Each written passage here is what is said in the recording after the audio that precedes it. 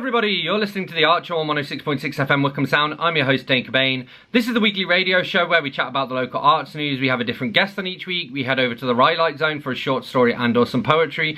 We catch up with Twangling Jack Ford over in the Ilk Shed, and we play local, unsigned and or independent music. As always, you can find us on Facebook. If you search for the Archer on Wickham Sound, you should be able to find us. You can email me here at the studio on dane.cobain@wickhamsound.org.uk. That's dane.cobain@wickhamsound.org.uk.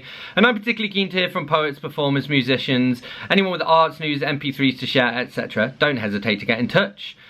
This week we are going to be doing a bit of a highlights show, but before we do that we're going to head over to the Rhylight Zone, and this is part one of a new short story that I wrote while I was away in Iceland. I can't pronounce any of the words. It's called Grilla Comes to Sedgefordshire, and this is part one. Alright, apologies for my pronunciation here. I don't speak Icelandic, but I'll give it a go. Outlandic either. Grilla comes to Sedgefordshire. It was the night of the winter solstice, and it was 10 below zero.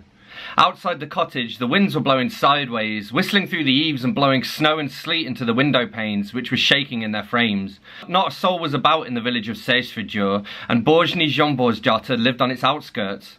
Bożny had been drawn to the place by its annual Lunga Art Festival, where she'd given a talk on Icelandic folklore.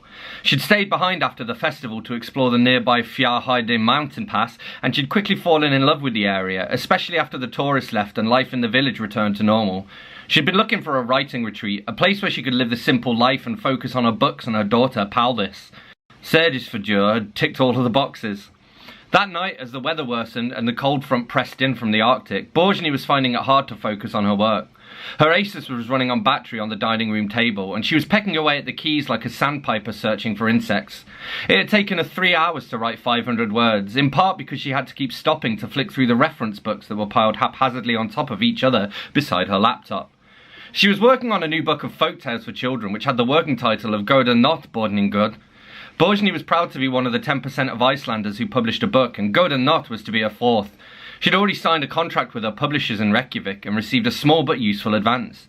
It was just a shame that Paldis was so determined to stop her from working. Paldis Hydriksdottir was used to having her mother's undivided attention.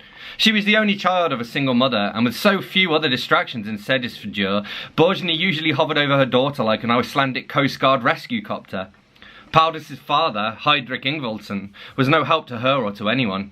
He'd been killed in an explosion while Bożny had been in her second trimester. Hydrik had wanted to provide for his family, and so had taken a job in construction, working on geothermal power stations. It had paid well, as had his life insurance. It had paid for the cottage in Sedgefordshire.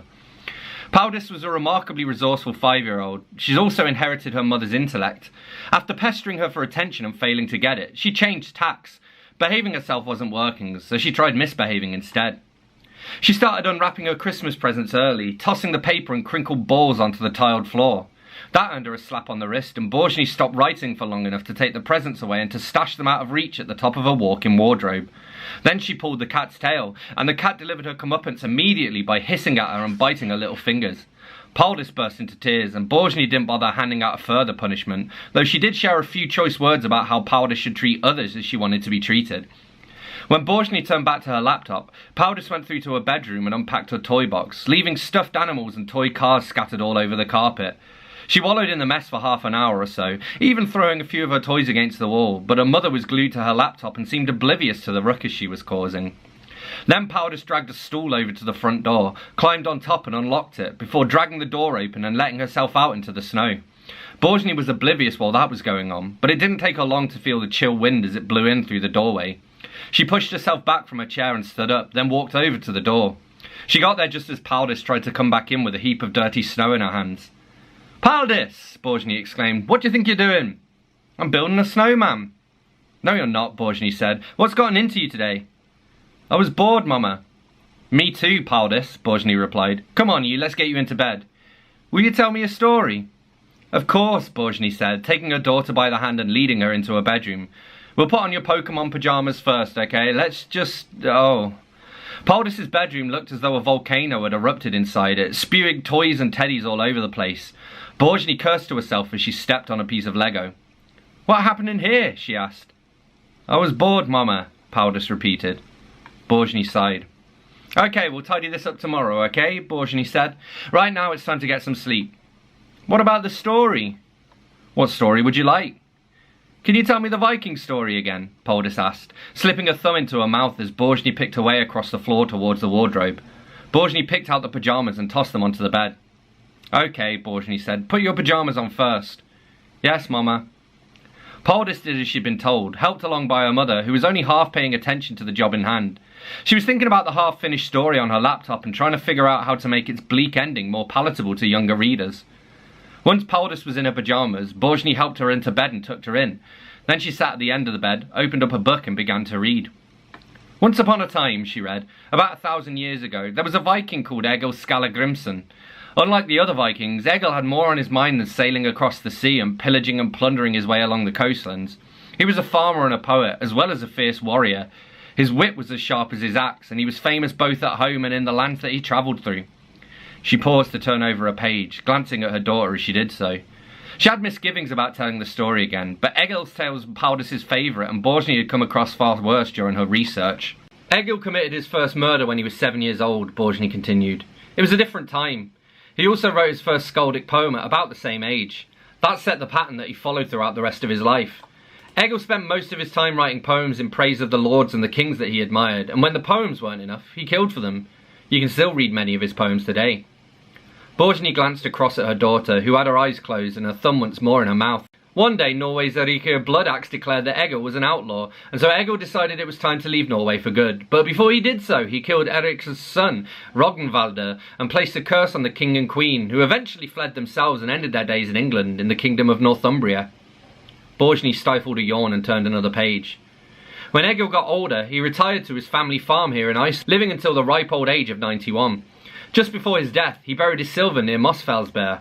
The legend goes that it's still there somewhere, hidden beneath the ground and waiting for someone to find it. Borgny closed the book and lifted herself up from the bed, intending to return to her laptop, but Poldis opened her eyes and looked up at her. Thank you, Mama, Poldis said. I like that story, but you missed the good bits. Another time. Will you sing me a song? Borgny smiled to herself and sat back down on the bed, glancing as she did so at the clock on the wall. She noticed that the curtain was open and made a mental note to close it before she herself went to bed. With the temperatures expected to drop even further during the night, she needed to do whatever she could to keep the heat in. Then she turned to Poldis and sang Bum Bum Bambalo.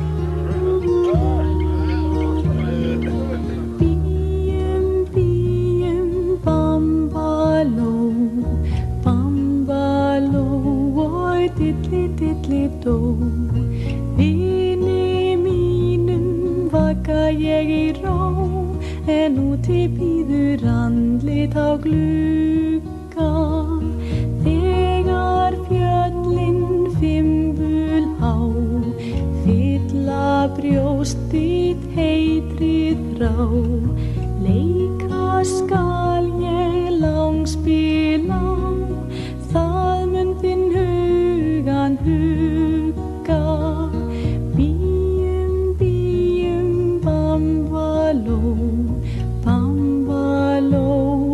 Diddly-diddly-do, vini mínum vaka ég í ró, en úti bíður andlit á glugga. Þegar veður geisa grimm, grúfir yfir hríðindin, kveiki ég á kertum þinn, burt flæmi skammdegi skugga.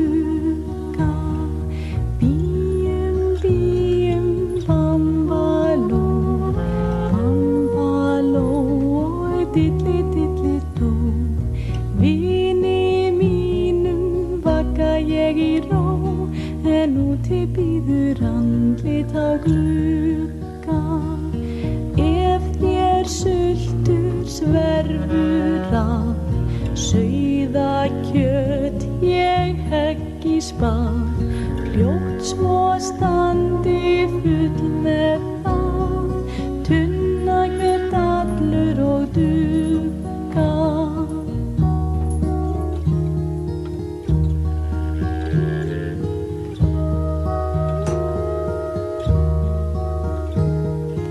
Ef þig langar eitt hvert sinn, ögnað smakka góðfiskinn, fram ég send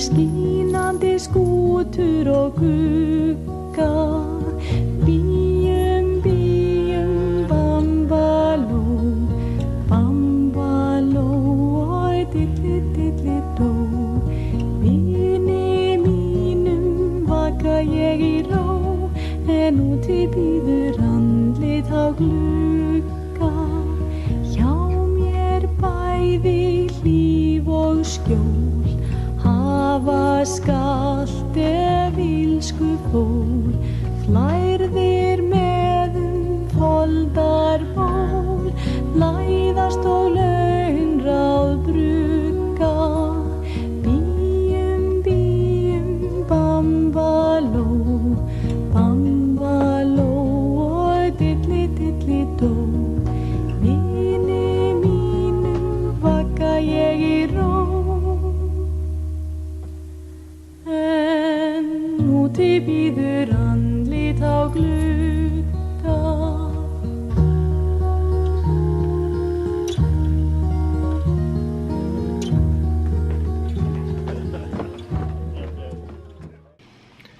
That was part one of Grilla Comes to Sedgefordshire by myself, Dane Cobain. You're listening to The Art Show on 106.6 FM Wickham Sound, and this is Humans Can't Reboot with Ghost.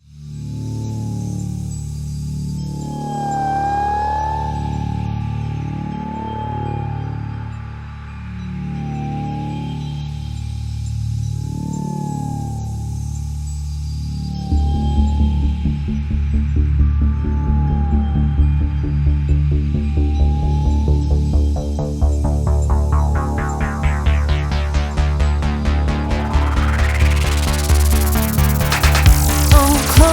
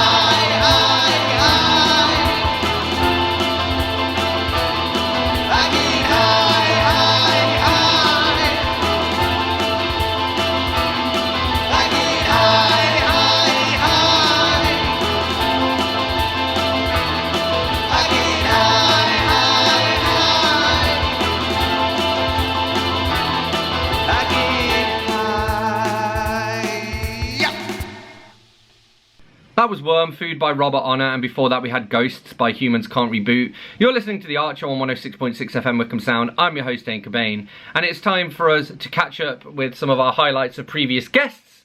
So we're going to get started by a highlight of our chat with Lizzie Pawsey. And so, mentioning your mum, is your mum like your manager, or does she just remember things for you? I would like to say my mum's like my manager. She's also a lawyer, so she's very useful in the sense of like making sure that I'm getting the best treatment for things, making sure I'm not losing out on something, which is cool. Awesome, cool. And so the tracks that you met that got played on BBC Introducing, were those from the Dark Clouds EP? Yeah, they were. Cool. So I wanted to ask you a little bit about that. Like, how did you record the tracks that went on that? We went up to London. I think we spent like the week up there, and it was really crazy because the entire week we were up there, half of the week we were writing the songs, and then the other half we were recording them, like properly just getting them down. And it was a very, very, very like intense. Yeah, very intense. Were you ever tempted to like change any of the lyrics and stuff last minute? Because it sounds like, again, it's almost as though the songs aren't finalized until you get them, until you go into the studio and actually record them. So like for these songs, there were a lot of like word changes because we were trying to figure out, okay, what words really go well to each other, what complements each other. And actually it's thanks to like being able to do that with my producer Darren Martin. I feel like my songwriting skills nowadays have actually grown because I've learned a lot from him in terms of like how I'm writing or even just how I'm producing things. Because when we first recorded the EP, I had no idea how I wanted it to be. Because obviously, like we said, we came out of COVID, I just had no ideas on what I wanted to write. But I think when they were created, I think it was definitely a really nice experience hearing it from before versus the after effect. That was a highlight of our chat with Lizzie Pawsey, and here's a little bit of the chat we had with Dale McGuinness from Chiltern Groove. And I want to talk a little bit more about COVID, because one of the things I was wondering, you mentioned you kind of formed just before all of that sort of started happening. How did that affect you guys, like your development? Did you manage to find some sort of socially distant ways to practice? And, you know, how were you using that time? Were you using that as like songwriting time, or how did you guys cope? Yeah, it was really interesting because we were just sort of starting to get things going. I think James had just come in. We had a different drummer before we were playing around with for a bit. And I know you're a musician as well, and you know, I'm sure you know the pain of trying to get a group of adults together regularly is quite a difficult challenge, and we were sort of going through that at the start as well. And yeah, COVID hit, and then, you know, we were sort of asking the questions of, you know, does everyone actually want to do this? Because we're sort of struggling to get together and all that sort of thing. And everyone's like, no, yeah, definitely. And we managed to basically, when it was appropriate, we would, be able to play. Like, I did write, you know, get down and write some songs and that. At that time, I was furloughed for a lot of it as well. So yeah, I did start writing, but then we really got very productive once it all kicked off again. Yeah. For sure. And I mean, I wanted to ask as well, because obviously the kind of style of music you play, it's kind of, you know, you'll get people up dancing. It's quite a happy kind of sound, as opposed to, I don't know, sometimes like, you know, you get your sort of sad singer-songwriters and stuff. And do you think, like, do we need more music like that, given that we've had a dark couple of years with COVID and goodness knows what else going on? Like, do you think there's more of a need for that kind of music that people can just dance to and have a good time to? Yeah, I think so. That was part of it. I think when I first started wanting to start a band again, I think I was in a place where I wasn't feeling great myself and feeling pretty down. And I think ska music, even if you don't really like this genre, you can't help but sort of tap your toe and feel good. And we wanted to, I think that's really important. I wouldn't like to say whether we need more of it, because I think there are sort of people out there doing it. It depends on what sort of music you're accessing, really. Yeah. But I hope, people get a sense of fun and a sense of enjoyment out of it. For sure. Great. And, you know, you've played a few gigs around Wickham sort of over the last few months even. And I wondered, like, what are some of the most memorable gigs that you've played so far, sort of in and around Wickham? We played, going back a few months, we did the jam night at the Bellevue, which was really, really good. They sort of didn't know who we were or what to expect or anything, and sort of had to, it's quite a competitive down there to get a slot and everything. I was down there dead early to try and get on, and that was really great. We had a really lovely response from everybody over there. That was pretty awesome. We played at Mad Squirrel in the town centre a couple of weeks ago. That really went off. Like there was a good crowd there. Played with the Useless Eaters, so it was packed out, and I think we're a lot more confident and sharper and stuff like that now. We're like really tight, and that really went off. People were screaming for an encore, so that was really sort of memorable moment. And of course, going back to Frogfest was our first gig. It was our maiden voyage. When was that back in May? It was really great. Yeah, a lot of people there, and I've been involved in Frogfest before, and yeah, it's such a wonderful thing for the town. That was a highlight of our chat with Dale McGuinness from Chiltern Groove, and here's a little bit of our chat to Charles F. Rosenay. You kind of, I guess, by covering those the films you mentioned, like Alien, for example, is like sci-fi horror. What is it about horror you think that makes it a popular genre? And do you think it has to do with the fact that it can creep into other genres? So you can have like sci-fi horror, you can have a thriller which has got horror elements. But yeah, what is it that makes horror such a stick around genre? I think it's like, going to a roller coaster at an amusement park. You go on there, and then there's that either giant scare or that giant thrill or that little twist on the ride. And then when you get off it, wow, you're safe. You're back to earth. And when you're sitting in a theater and that movie is scaring the pants off you, and when it's finally over, I want to go on that ride again. And it's funny because I put in my book, 9 out of 10 of these movies suck. I'm the first one to admit it, but they have something in them that might be a little different. One of the actors might have stood out. One scene is that memorable scene.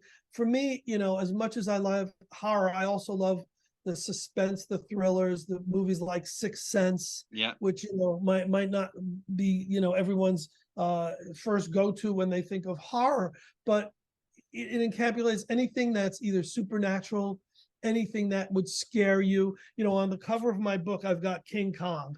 And when I did a lot of library book signings, people said, "Oh, it's not a horror movie." I go, King Kong was not only a monster at the time, but when that was in theaters, people ran out of theaters scared. It was a different time. It's easy to say that now. And my response to that is, well, then you're going to say Jaws isn't a scary movie? It doesn't fit the genre. Psycho made you scared of going in the shower. And Jaws made you scared of going to the beach. Any movie that leaves that kind of an impression and does any amount of scaring fits it. And if it crosses over the genres, that's fine. One guy, the lead guitarist from Vanilla Fudge, an old 70s rock band, gave me his list of horror movies that he loves that have comedy aspects. His whole list. So it was Abbott and Costello meet Frankenstein. It was some of the young Mel Brooks, and that was great. I loved when some of the celebrities went out of the box with their thing. But yeah, I mean, if it's a horror comedy, it's still, it fits the bill. It doesn't matter if it jumps over genres. Look at the Rock and Roll Hall of Fame. It ain't rock and roll. Yeah, well, I mean, like Dolly Parton recently joined, didn't she? And then she did kind of a rocking performance as well, which was great. But and it is true as well. And I mean, that's kind of something I wanted to ask is like, what do you think defines something as horror? Is it just the way that it makes you feel? And I suppose then, does that make it subjective as well? Is something horror for one person and not horror for another? Yeah, it's definitely subjective. But my barometer is if it scares you, if it has a supernatural element, if it's something that Well, certainly if it's something that you hope doesn't happen in real life and only happens on the big screen. But there's so much crossover and so many elements where it jumps to different, scenarios. I think, yes, subjective, someone who will say such and such a movie is horror, someone else will just say, oh no, it's torture porn, and there's some movies that certainly fit that bill. Therese does, and there's other movies that fit that bill. But, if you got to clump it all together, I was growing up, they were monster movies. Yeah. And if it was the she beast or a creature from another planet, even if it was sci-fi, it was a monster movie. We call it horror now, and then that's that's a bigger, broader list. Because if I put the book of top 10 monster movies, well, it wasn't all movies, and B, it doesn't have that horror is a sexier name than monsters. Yeah. And it is a little more all-consuming. That was the highlight of our chat with Charles F. Rosenay. You're listening to The Archer on 106.6 FM Wickham Sound. I'm your host, Dane Cobain, and this is Heather Inners with Rainbows. In the garden of thy heart, plant naught but the rose of love. Trust in one another, in sunshine from above. Create a rainbow. For rainbows come and go, rainbows shine when needed most. Rainbows are a promise of love. You came into my heart as it was meant to be, destinies entwined for eternity. Think of a rainbow. For rainbows come and go, rainbows shine when needed most. Rainbows are a promise of love. Rainbow crystal sphere nestles in golden heart. Wherever adventure leads, we'll never be apart. Create our rainbow. For rainbows come and go, rainbows shine when needed most. Rainbows are a promise of love. That was Rainbows by Heather Inners. You're listening to The Archer on 106.6 FM Wickham Sound. I'm your host, Dane Cobain, and it is time for us to crack on with our highlight show. So this is a highlight of our chat with Roni McFadden. Cool. Would you ever consider publishing those letters to the editor? Oh, gosh. Probably not. Well, I was thinking as well, it sounds like, especially with your children's books, you're bringing a bit of positivity and kind of enacting a bit of positive social change through what you're writing. And well, for a start, I wondered whether that's a deliberate thing, but also, again, with the letters to the editors, putting that out there would probably enact negativity. So it's probably the opposite of what you want, Yeah, I wanted to stay positive. The Josephine book, there's a place for it in society. And when I was trying to get it published, I was shopping it around to editors and agents, and they told me, oh, you can't write a children's book about death. That just will never fly. And, we all thought, what?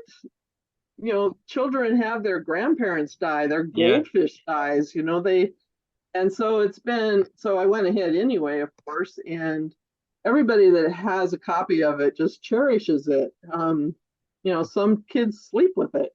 Yeah. So, and then the book about the disabled girl down the street, I was involved with a therapeutic writing program at the Ridgewood Ranch, which is the home of Seabiscuit. I used to keep Romeo there in California.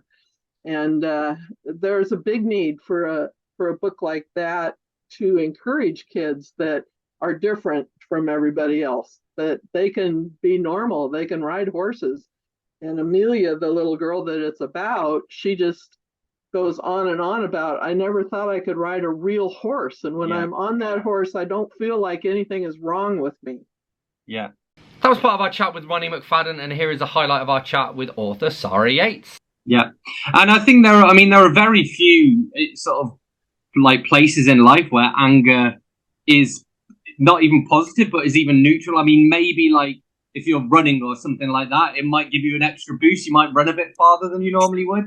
Maybe in something like a boxing match or something. But even then, you still need to know how to control it. And I think, I mean, I wanted to ask you, when you look at, say, people who are adults now, you know, do you think that people who are adults now have missed out by not having a book like yours when they were children? Because, as you say, a lot of adults still struggle with anger issues, and I don't think it's something that ever really has historically been taught to people of how to kind of control it and not let it affect their lives.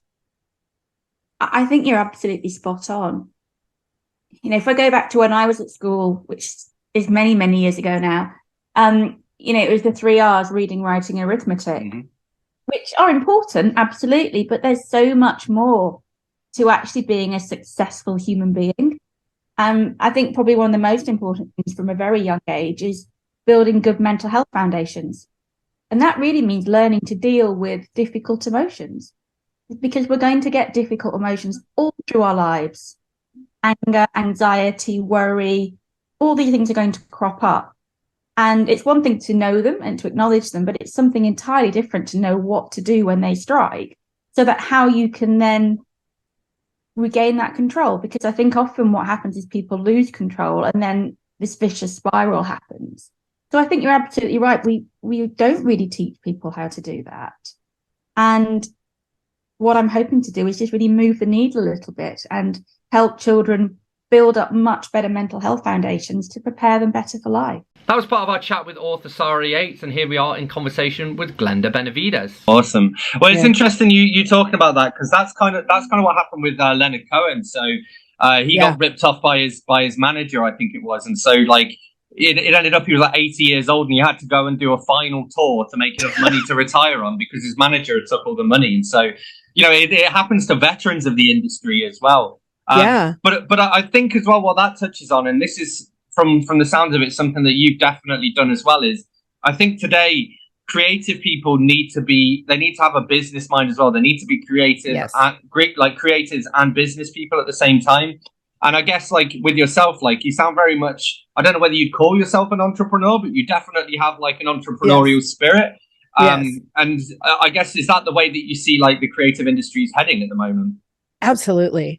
And I think it really came in with the advent of like online communities, online everything, because then you started to see yourself. It's like, oh, well, I could just promote this myself. Yeah. You know, whereas in the past, you know, it was pretty much controlled by the record labels and things like that. So now we own it to ourselves to educate ourselves, be in business, follow your intuition, ask questions, don't feel stupid. And if you can, try to do as much as you can on your own, because there's so many things out there for us to utilize. Everything from, you know, like, for example, I have my book, Courage, Ignite the Fire. And inside the book, I'm going to put a QR code inside of that with my single or my album, whichever I decide I'm going to do. It can be interchangeable. Yeah. And then I'm going to sell it like that. So, you know, so people can have access to the music, to the literature, to the inspiration. And then also with that, what I'm going to do is I'm going to plant a tree. Matter of fact, I planted about 20 trees in Scotland. Yeah. So I plant one every time you sell, you know, I sell something. So that's, you know, I'm kind of weaving it all in together, but you got to do it yourself. You got to really study. You got to really get the inside information and just pull it together. That was a highlight of our chat with author Glenda Benevides, and here is what we chatted to with active mindfulness practitioner Gemma Applegarth. Well, and I suppose you can build up bit by bit, a little bit like how you're doing with the training for the marathon. So again, you could start, let's say, you know, you start by doing the housework a little more energetically, and then you start taking a walk, and then you up the speed of your work, and then you start doing a jog, and then you start jogging further and further, and you can do lots of those little goals, and then eventually, before you know it, you are ready to go and join that sports club or that gym or whatever it was that you were thinking of. Yeah, I mean, the most wonderful thing about this is you set yourself up to succeed rather than set yourself up to feel disappointed. So, you know, we all have a little kind of voice in our head that shouts negative things at us about what we're doing. And we want to kind of put another one in there that says, oh, look, I did that. I achieved this. But to do that, we have to start from where we are and just have the success of going out for that 2-minute walk, or have the success of doing 10 minutes of housework a little bit more vigorously than normal. And then your motivation will build, and it will feel easier to get started than it did the time before. That was a highlight of our show with Gemma Applegarth. You're listening to The Art Show on 106.6 FM Wickham Sound. I'm your host, Dane Cobain, and this is Caitlin McAvoy with Fall Apart.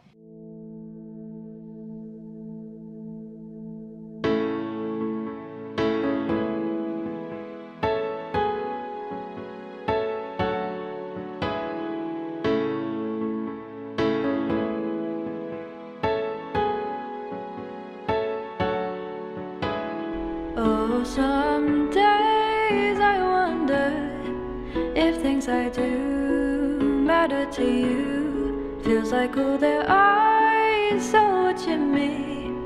Can't guarantee that I'll be free. Oh, every thought that I hear just builds a fear. I need you here. Feels like there's no hope for my mind. Why can't I find a new design? Oh, my heart, it pounds. Sounds getting louder, heart getting faster. Makes me calmer. I am running out of breath, I am running through the dark. No light at the end of the storm. I'm following my heart before I fall apart. I fall apart. Oh, oh, tomorrow is a new day. I'll find a way, I'll be okay.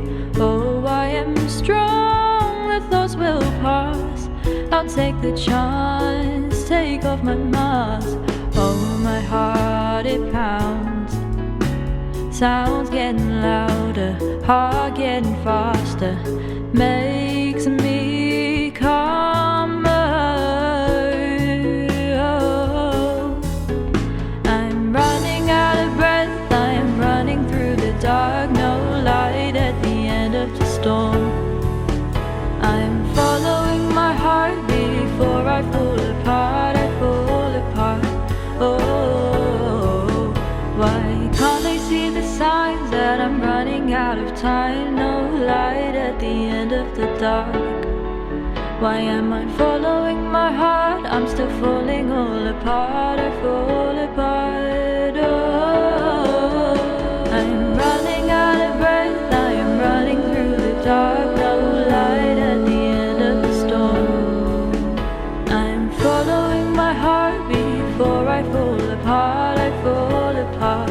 Oh, I'm running out of breath. I am running through the dark. No light at the end of the storm. I'm following my heart before I fall apart. I fall apart.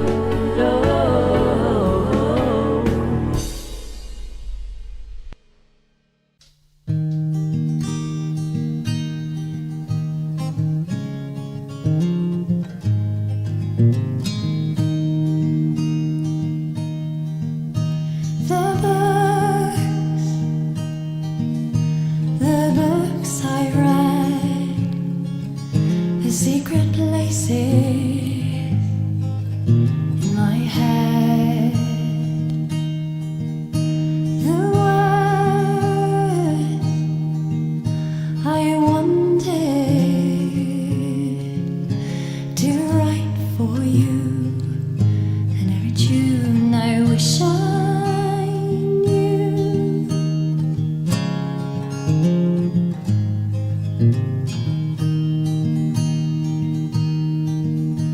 And the time we lose to sleep, the songs, melodies to make us weep, strange chords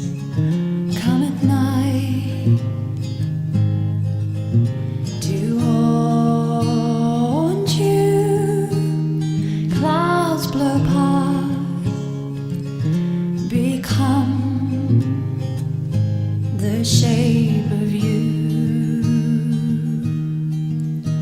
And where are you? Nowhere to be found. And adrift and run aground.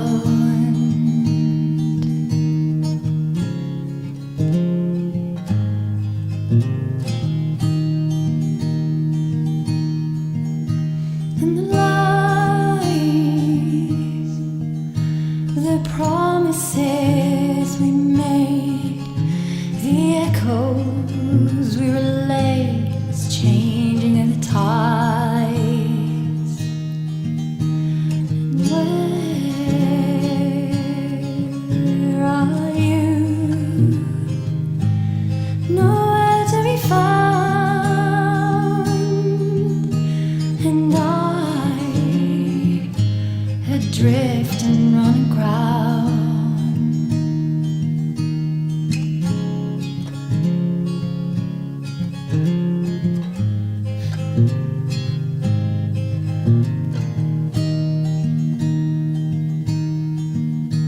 And who are you? Did I let you down? And when you ran, never made a sound.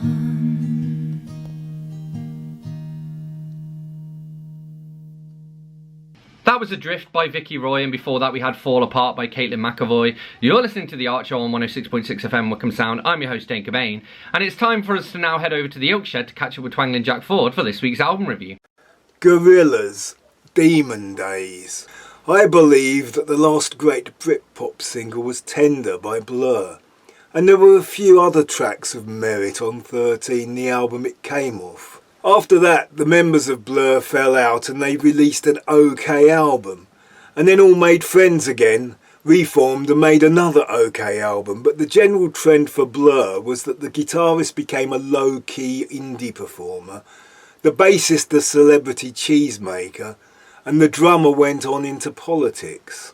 I had originally underestimated Damon Albarn, thinking he must just be the pretty boy frontman. But apart from Blur, he has been a dynamo of creativity. In the line of modern opera, world music, a band called The Good, the Bad and the Queen, and most famously Gorillaz. Gorillaz started as a group made up of cartoon characters created with the graphic artist Jamie Hewlett. The best way to sneak real musical experimentation into commercial music is to do it to a dance beat. Floyd liked to get funky and make noises. Miles Davis did a lot of his modal experimentation to a swinging beat. And Ringo's rock-solid beat made Tomorrow Never Knows a fan favourite despite everything else being like nothing anyone could relate to at the time. Perhaps if the Beatles had applied the same lesson to Revolution No. 9, people might have habitually listened to the whole of side 4 of the White Album. When the first Gorillaz album came out, the single Clint Eastwood was everywhere. It is so hooky we all got hooked. The Gorillaz videos were always on music TV stations, and the video for Clint Eastwood was on an enhanced CD I managed to buy from the Age UK charity shop in Beaconsfield for £1, along with some B-sides and remixes.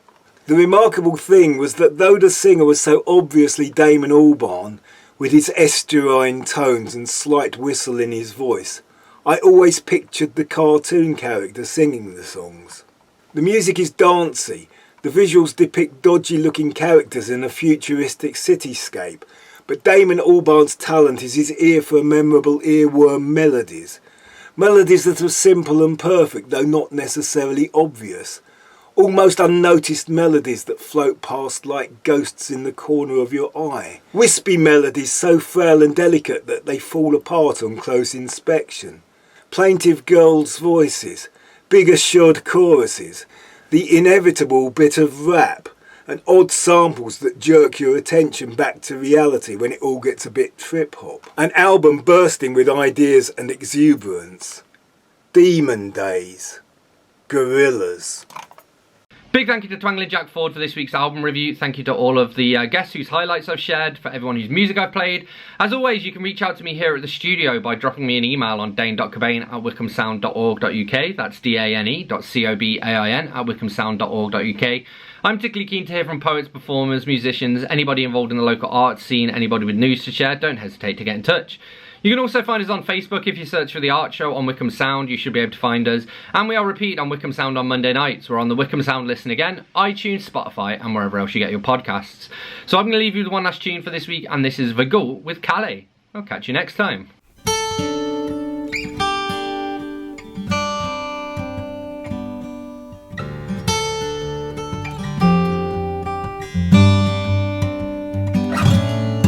How many shores do I have to imagine? How many ships shall I get on or hiding? And how much salt must dry me to the bone before I reach a corner to go home?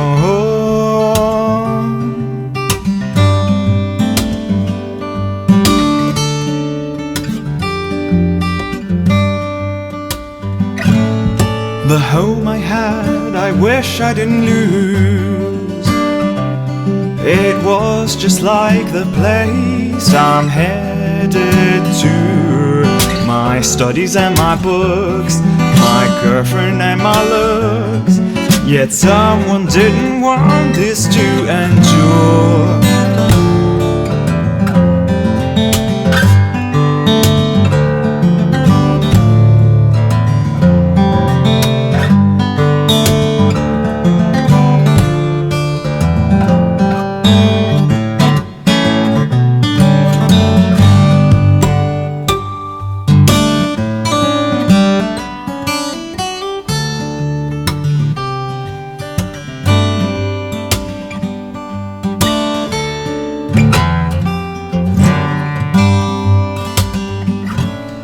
I've wandered longing in my hiding cell, why these warmongers turned our lives to hell. They say they follow my own God's design. They kill to bring the word of the benign.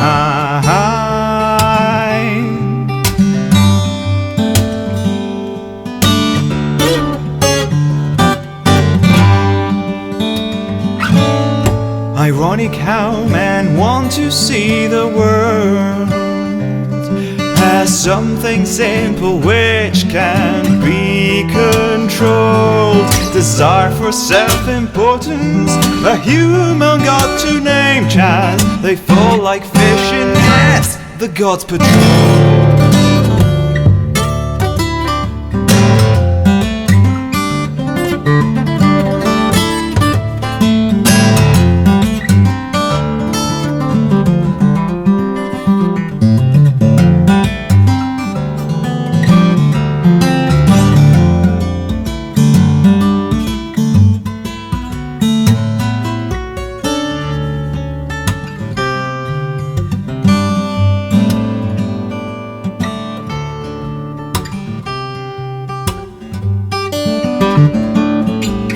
The crave for victory is so intense, they fail to see it makes no sense.